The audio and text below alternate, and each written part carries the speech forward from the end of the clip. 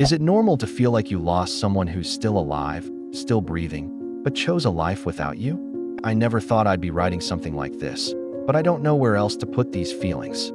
I feel like I lost my brother, even though he's still alive, still walking around, still living a life where I no longer exist. And somehow, that hurts more than I ever imagined it could. Growing up, my brother was my entire world. We shared everything, the same small bedroom, the same clothes, the same childhood memories. We didn't have much, but we had each other. When other kids talked about their best friends, I never felt jealous because I already had mine. He was my protector, my comfort, my safe place. When things got loud at home, he'd distract me with jokes. When things got quiet, he'd sit with me so I wouldn't feel alone. When our dad left, it broke something inside our family. I was young and confused, but I remember sitting on the floor of our room, trying not to cry, feeling like the world had suddenly become unsafe. My brother sat next to me, put his arm around my shoulders, and said, "No matter what happens, I'm not leaving you. You'll never be alone." I believed him with everything I had. Those words became something I held on to whenever life felt heavy. For years, he kept that promise. He showed up for me in ways I didn't even realize at the time. He walked me to school when I was scared. He defended me when people talked down to me. He stayed up late listening to my fears about the future. When I felt like I wasn't good enough, he reminded me that I mattered. He made me feel like I had a place in this world, like I belonged somewhere. As we got older, life started changing. He graduated, got a job, started building a future for himself. I was proud of him, truly proud. I told everyone how hard he worked, how much he deserved it.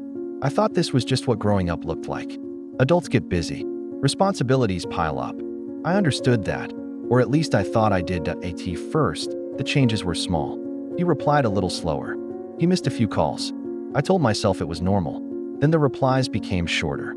Conversations felt rushed, like he was always in a hurry to end them.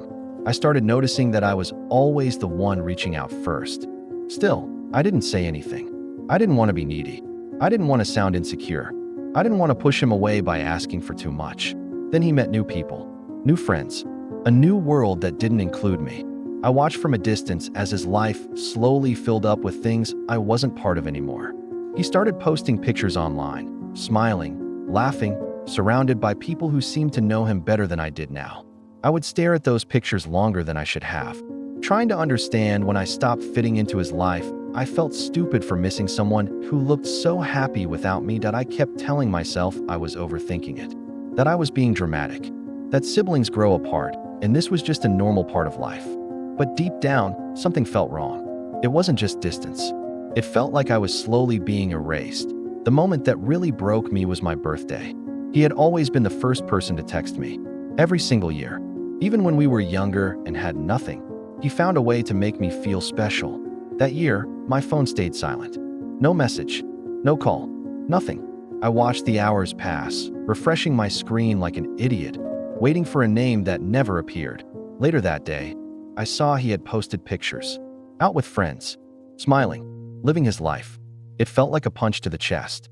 I tried to tell myself he probably forgot. People forget things sometimes. But forgetting me felt different. After that, the silence became louder. Days turned into weeks. Weeks turned into months. Every time I thought about reaching out, I hesitated. I didn't want to be the only one trying anymore. I didn't want to beg someone to care. Eventually, after another ignored message, I finally gathered the courage to ask the one question I had been terrified of. I sent him a single sentence. Did I do something wrong? I stared at the screen for a long time after sending it, my heart racing. I wasn't angry. I wasn't accusing him. I just wanted to understand that he never opened it. Not seen. Not read. Just silence. That silence hurt more than any argument ever could, because it told me everything without saying a word. It told me I wasn't a priority anymore. It told me I wasn't necessary. It told me that he could live his life perfectly fine without me in it, that we live in the same city. Sometimes I see his car on the road and my chest tightens before I even realize why. Sometimes I think I see him in public and my heart jumps for a split second before reality hits me. There are moments when something good or bad happens, and my first instinct is still to tell him. Then I remember I don't have that anymore. What hurts the most is that there was no big fight, no betrayal, no dramatic ending, just a slow fading. A quiet decision to stop choosing me.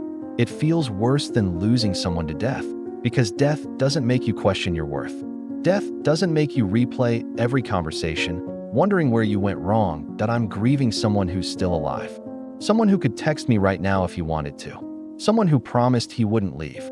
I replay our childhood memories in my head sometimes, trying to figure out when things changed.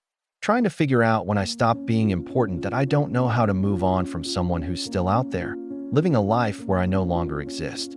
I don't know how to stop missing someone who chose to forget me.